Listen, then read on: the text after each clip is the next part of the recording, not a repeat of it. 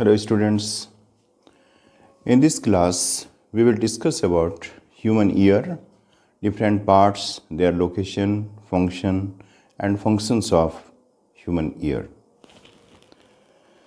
So here it is a diagram of human ear.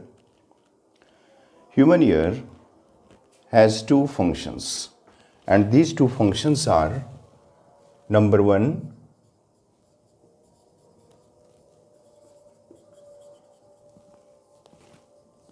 hearing, and number two, body balancing. So these two functions are performed by our ear. Here the ear can be divided into three major parts. First is outer ear. Outer ear contains three structures. Outermost part of outer ear is the pinna and it receives the sound wave. Second is auditory canal. Auditory canal helps in passing the sound wave from pinna to the eardrum. Eardrum here, it is the third part of our outer ear. So it sets in vibration after getting sound wave. It vibrates, and in the middle ear here three bones. First is malleus, second is incus, third one is the steps are present, and these three are collectively known as ear ossicles. Ear ossicles. So ear ossicles is a group of three small bones present in the middle ear, and these are malleus, which is also known as hammer. Second one is incus, which is also known as anvil, and third one is the steps, which is also known as stirrup.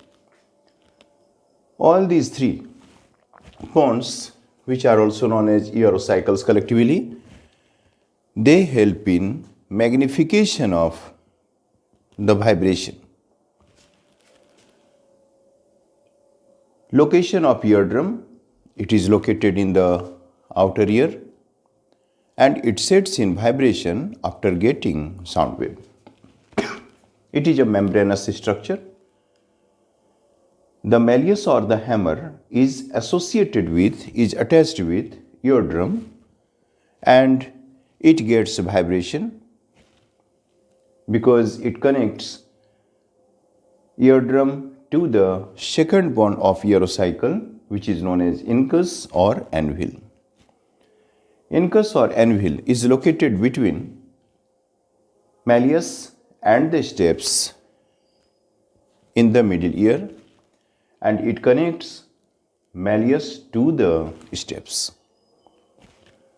Third bone, which is steps, it is the smallest bone in our body and it receives vibration from incus or anvil and it is transmitted to the oval window. This one is the oval window. So steps is located between anvil or incus and oval window, and it connects middle ear to inner ear through the oval window. It passes vibrations from middle ear to the inner ear. Steps is the smallest one as well as, and oval window, just below oval window there is again a window is present which is known as round window. So round window is covered by a thin membrane and it connects middle ear to the inner ear. Now in the inner ear, which is the third part and is the innermost part of the ear, it is again divided into three parts. The first one is the semicircular canals. Semicircular canals are the hollow duct-like structure, and these are three in numbers. These are located in three different planes. Each one is perpendicular to other. It is filled with endolymph, and the lower ends of each of the semicircular canal is widened to form ampulla. So here otoliths are the calcium carbonate or calcium silicate crystals present in the endolymph in the ampulla, and they help in stimulation. So a small swollen part at the lower end is known as ampulla. It contains otoliths as well as sensory cells, and they help in body balancing when we are in motion. Means it helps in, means all the three semicircular canals help in dynamic equilibrium. The second part, which is known as utriculus and sacculus. Utriculus and sacculus are located at the stem-like structure between semicircular canals and cochlea, and here a number of patches of receptors are found in the utriculus and sacculus, and they help in positional or static body balance when we are stationary. So in this way, body balance of the body can be performed by semicircular canals when we are in motion, and utriculus and sacculus when we are stationary. After it, it is a spiral organ which is also known as cochlea. It looks like a snail and it has 2.5 tones. It helps in hearing. Here in the hollow part, means in the duct-like structure, there are three canals present. Means all of the cochlea is separated by the thin membranous structures, and it contains three canal-like structures. Here we can see it is the internal section of cochlea. It can be divided into three separate canals. First is vestibular canal. Second is here the median canal. It is the median canal, means middle, and third one means lowermost is the tympanal canal. Vestibular canal and tympanal canal, these two are filled with perilymph, and in the middle canal, means median canal, endolymph is filled. Endolymph is present here, which is more denser than the perilymph. Here perilymph is present, perilymph, and again here perilymph is present, but in the median canal endolymph is present. Endolymph is present. So perilymph is present in the vestibular canal as well as in the tympanal canal, whereas in the median canal endolymph is filled. These are separated by the membranes on the middle, which is known as basilar membrane. Basilar membrane. On the basilar membrane, here it is basilar membrane, and at the basilar membrane there are a number of hairy structures are present. Hair-like structures or cells are present, which are known as organ of Corti. Organ of Corti. These organ of Corti are also known as hearing organ. So organ of Corti are present on the basilar membrane of median canal, and this one is the tectoral membrane.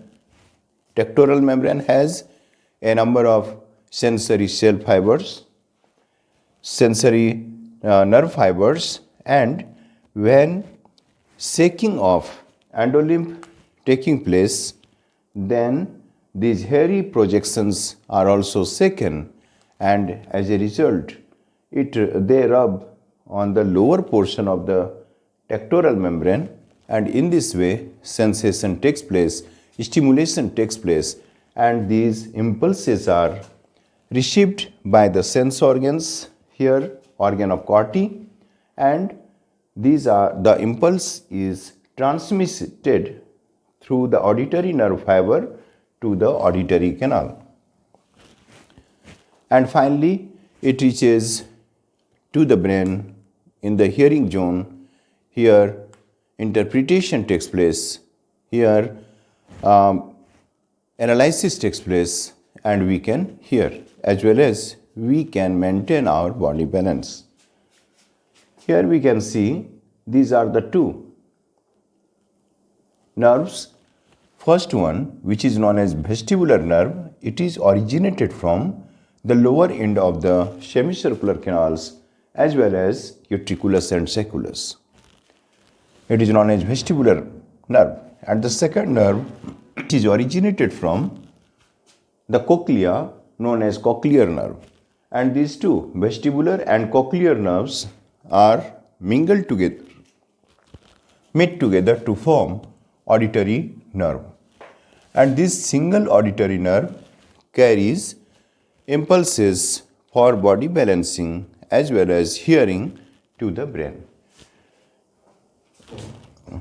So, cochlea, here cochlea is located in the inner ear and it helps in hearing.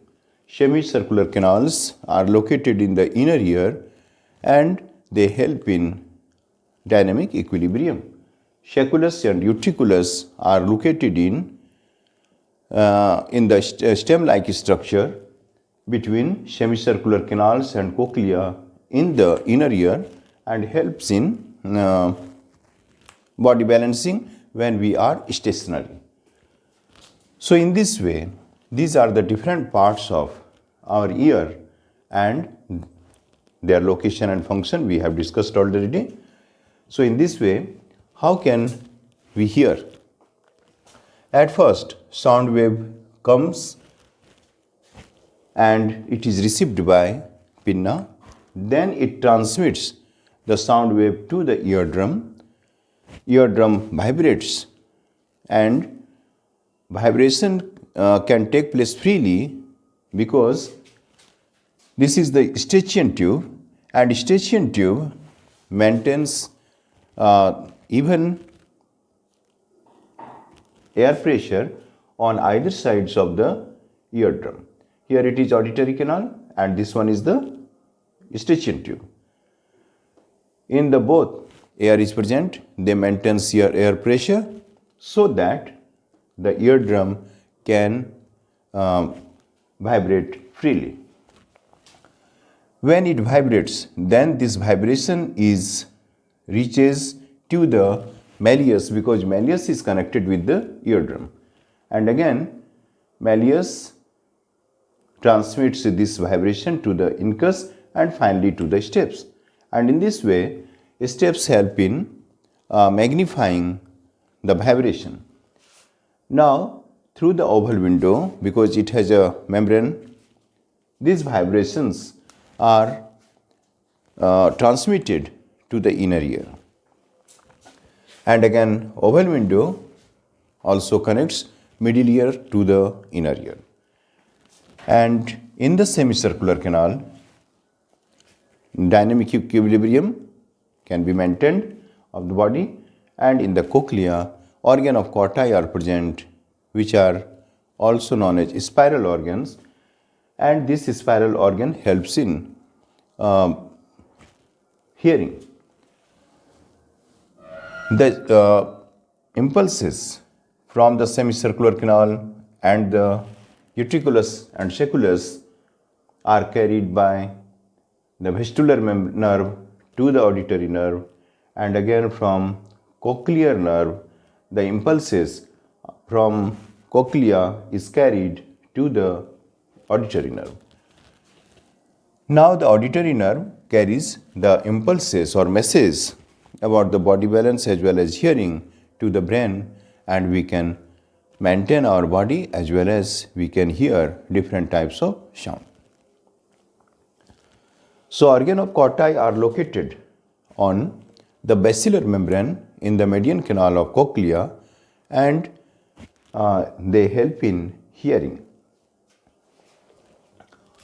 Otoliths, which are found in the ampulla of semicircular canals, they help in dynamic equilibrium. So in this way, different parts of human ear and their functions. So there are two functions of our ear. First one is the hearing, and second one is the body balancing. We cannot hear all the sounds because we can hear only the sound vibrations between 1000 to 4000, mostly 1000 to 4000 hertz mostly, but we can hear the sounds which have vibrations from 20 hertz to 20,000 hertz. So hertz is the unit of sound. Hertz.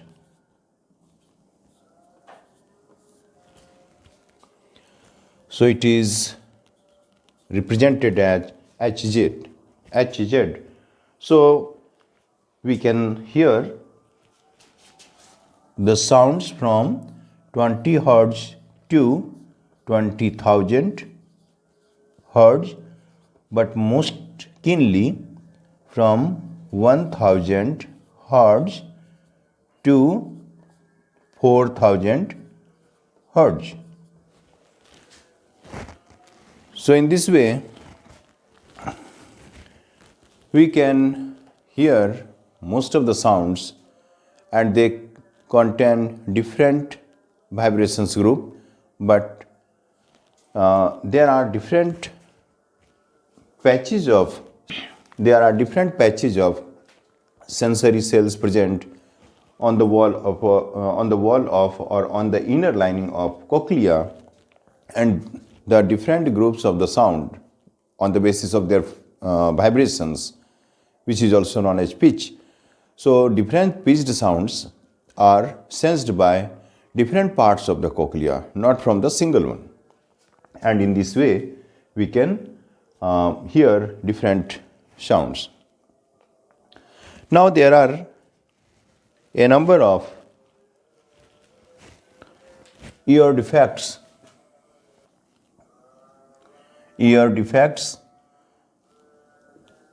And these are: number one,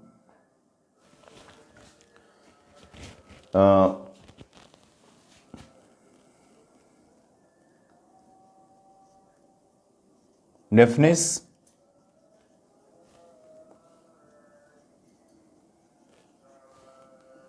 Number two, air sickness.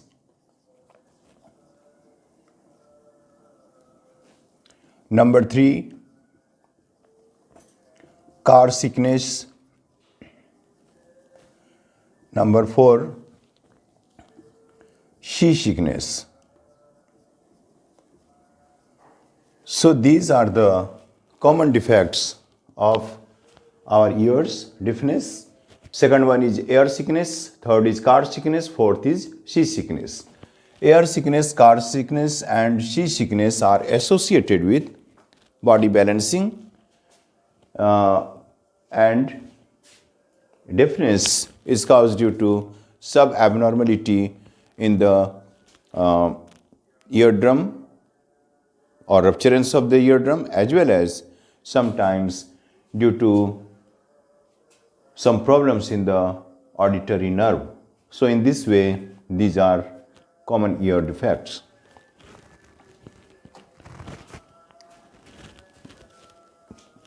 So students, we will discuss about the brain, human brain, in the next class. So you must watch my next video, and also you will subscribe my channel. Thank you, students.